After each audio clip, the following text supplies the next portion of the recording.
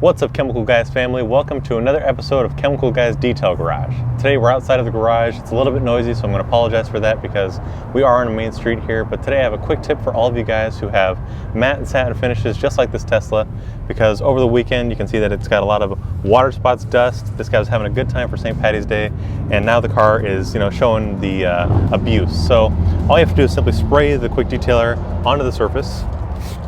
And what's great about this is it's also a spray sealant, so if you have a wrap or a paint job, what this is going to do is also going to enhance that finish, so it's going to last as long as possible.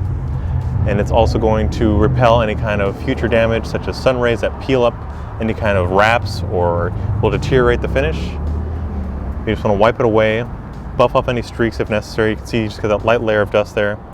And also you want to frequently go to a new side of the towel and also roll it as you're working.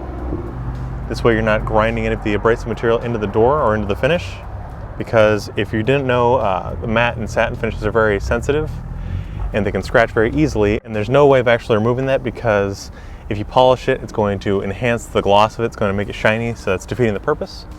But you can see if you take your time here using the right chemicals, the right products, the right technique, you're going to get your best results. So also you see this works great for picking off any kind of bird droppings or dust or fingerprints, because you want your matte finish to look really crisp and clean.